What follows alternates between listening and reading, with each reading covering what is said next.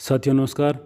आप देख रहे हैं DHB win updates YouTube channel और मैं इस चैनल पर आपका हार्दिक स्वागत करता हूं। साथियों, मैंने यह चैनल शुरू किया था ताकि बिजली विभाग से संबंधित छोटी से छोटी महत्वपूर्ण हर एक प्रकार की जानकारी एक आम उपभोक्ता तक बड़ी ही आसानी से पहुंच सके, वो भी उसके घर बैठे हुए, और जिसमें आपके सभी के सहयोग से काफ़ी हद तक सफलता भी मिली है। आपका साथ और सपोर्ट ऐसे ही मिलता रहा तो यह सिलसिला ऐसे ही आगे चलता रहेगा और आपके लिए ऐसे ही इन्फॉर्मेशन अपडेट्स अवेलेबल मैं करवाता रहूँगा। तो अगर आप पहली बार हमारे चैनल पर विजिट कर रहे हैं तो चैनल को सब्सक्राइब ज़रूर करें।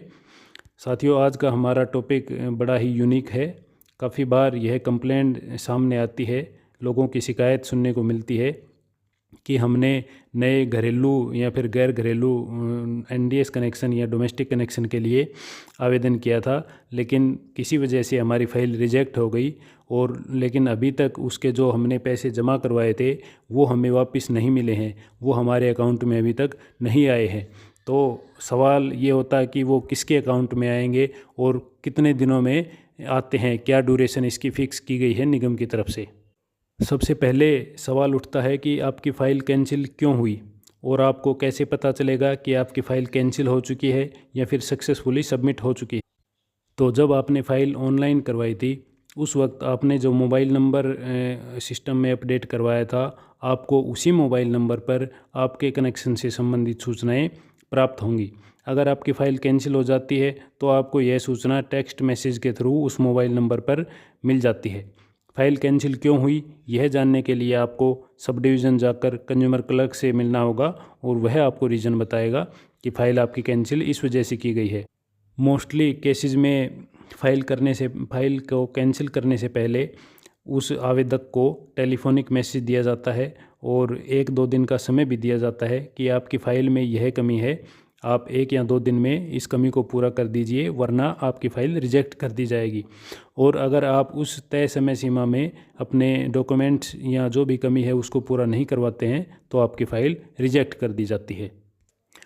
तो चलिए अब बात करते हैं आपके द्वारा नए कनेक्शन की फ़ाइल के लिए जमा की गई राशि कनेक्शन की फ़ाइल रिजेक्ट हो जाने के कितने दिन बाद मिलती है, वह किसके अकाउंट में वापस क्रेडिट करी जाती है। साथियों, कोई भी फ़ाइल कैंसिल होने के बाद 1 वीक यानी कि 7 दिन के अंदर अंदर उस फाइल के लिए जमा की गई राशि निगम द्वारा वापस क्रेडिट कर दी जाती है। हो सकता है कि एक्सेप्शनल केस में किसी में इसे ज़्यादा भी समय लग जाए, कोई टेक्निकल इसका कारण हो सकता है, परंतु ऐसा बहुत कम केसेस में होता है। अब सवाल आता है कि आपकी जो जमा की गई राशि है वह किस अकाउंट में आएगी। तो किसी भी फाइल को ऑनलाइन करते समय उसकी पेमेंट या उसकी फ़ीस जिस भी अकाउंट से भरी जाती है, रिजेक्शन के केस में पेड अमाउंट उसी अकाउंट में वापस डाल दी जाती है जिस अकाउंट से वह फ़ीस काटी गई थी या भरी गई थी। परंतु उसमें आपको पूरी की पूरी राशि वापस नहीं मिलती, बल्कि उसमें जो प्रोसेसिंग चार्ज के 50 रुपये आपसे भरवाए जाते हैं वो 50 रुपये आपको नहीं मिलते। 50 रुपये आपकी टोटल अमाउंट से डिडक्ट होने के बाद जो अमाउंट बचती है वो आपको उस अकाउंट में क्रेडिट कर दी जाती है। मोस्टली केसेस में ऐसा होता है कि जब आप फाइल ऑनलाइन करवाने जाते हैं तो या तो आपके पास ATM कार्ड नहीं होता या आपके अकाउंट में पैसे नहीं होते, आपके पास कैश होता है, या फिर जानकारी के अभाव में आप जिस व्यक्ति से फ़ाइल ऑनलाइन करवाते हैं उसे आप कैश में भुगतान कर देते हैं और वह अपने अकाउंट से उसकी ऑनलाइन पेमेंट कर देता है।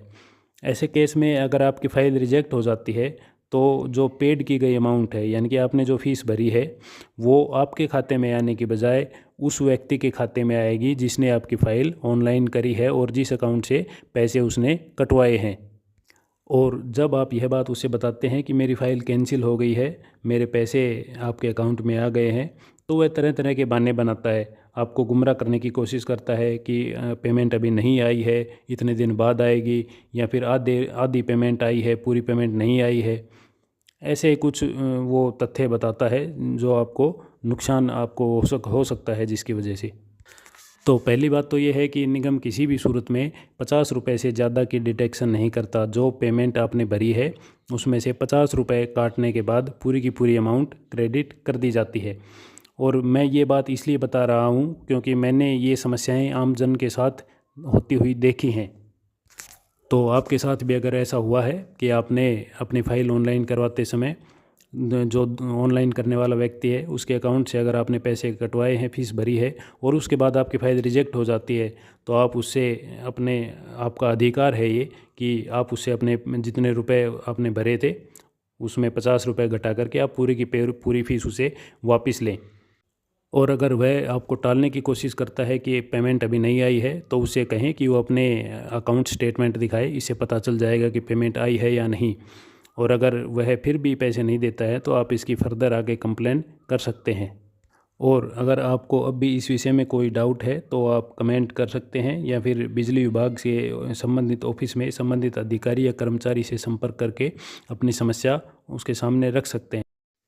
और साथ ही हमें यह भी बताएं कि आपको हमारी वीडियो कैसी लगी, कमेंट में करें बताएं। और अगर वीडियो अच्छी लगी हो तो लाइक व शेयर ज़रूर करें, ताकि हम ऐसे ही दुगनी मोटिवेशन के साथ आपके साथ ऐसी जानकारी शेयर करते रहें। साथियों, यह वीडियो केवल आपकी जानकारी मात्र के लिए है। कोई भी स्टेप लेने से पहले संबंधित विभाग में संबंधित डीलिंग हैंड से संपर्क करके अपने तसल्ली कर लें, उसके बाद ही कोई डिसीजन लें। इस वीडियो में अंत तक हमारे साथ बने रहने के लिए आपका बहुत बहुत धन्यवाद। जल्द ही आपसे मुलाकात होगी एक नए विषय पर, एक नई अपडेट के साथ।